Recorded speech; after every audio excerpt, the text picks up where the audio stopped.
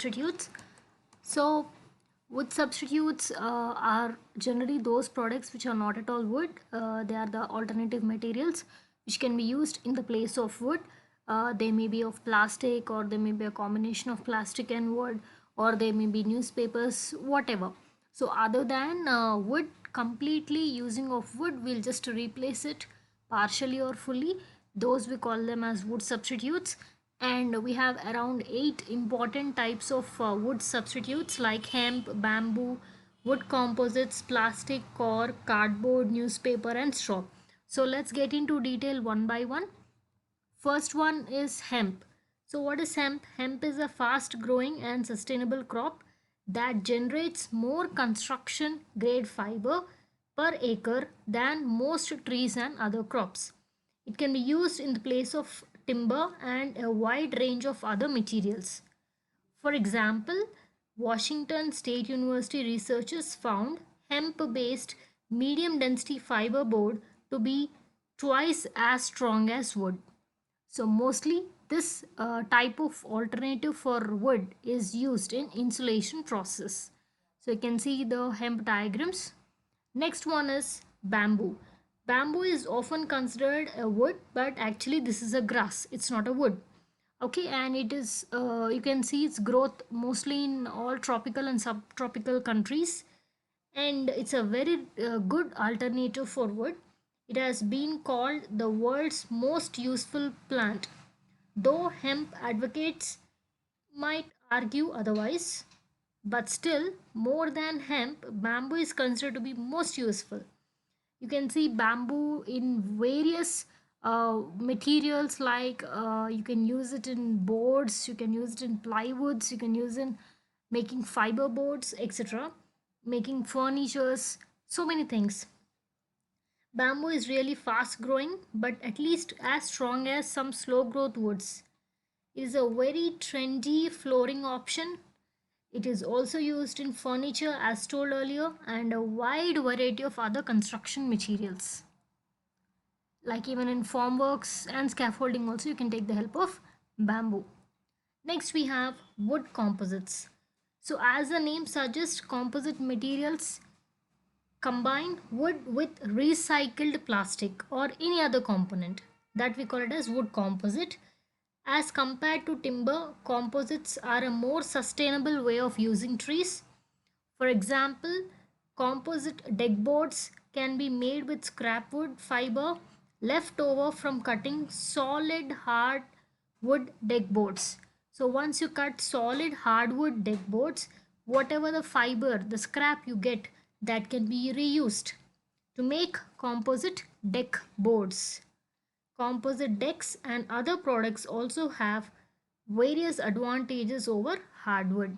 They require virtually no finishing, staining or maintenance, and also they are very durable. Next we have plastic wood. Another growing segment of the deck market is basically the plastic, recycled or not, of composites without any wood fibers. Like composite decking, plastic wood requires no maintenance. Of course, it's hard to make plastic look exactly like wood, so it's not a perfect aesthetic substitute. In many other ways, though composites and plastic wood are good hardwood alternatives, plastic wood is also. Next we have cork. Cork is made with bark rather than the core of a tree.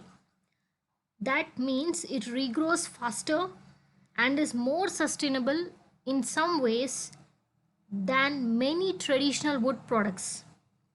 It's a very popular flooring material and is growing into other areas of construction and remodeling. Next we have cardboard. Cardboard is not for kids to play or to make some toys out of cardboard, but it's one of the best alternative for wood. A couple of plywood substitutes on the market are made primarily or entirely from post-consumer waste such as recycled cardboard. And it can be also used in packaging boxes, as we get our Amazon and Flipkart boxes. Next, we have newspaper. Similarly, recycled newspaper is being used to create fiberboard products for roof decking and much more. For example, Homasort is a New Jersey company that claims to recycle up to 250 tons of newspaper each day into construction materials. Next, we have straw.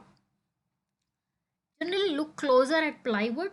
The fibers look a lot like a straw. So it's no stretch to imagine particle board from an assortment of straw varieties including wheat, oat and flax straw. All these are available and are very useful alternatives to traditional pressed wood products. So when you are using straw, we generally put all the straw fibers together and we press them. Those fibers could be taken from wheat, oat or flax, and then we try to make out a material, something like plywood, right? In spite of these 8 varieties or substitutes for wood, we also have nutshells. Madron is a recyclable Spanish furniture building material made primarily of crushed almond, hazelnut, and walnut shells. The shells are ground into a paste, then mixed with resin and molded into chairs and other furniture. And also, you have soy, soy, soy, right? You know, soy plant, right? You can't build walls out of soy, but this plant can be used for insulation, carpet backing, paint stripers, and more. Soy fibers may not be a substitute for wood, but you can make traditional wood products more safely. Soy based chemicals can replace the potentially dangerous formaldehyde, glues, and other solvents. So that's about alternatives for wooden materials or wood. Hope you understood the video. Thanks for watching.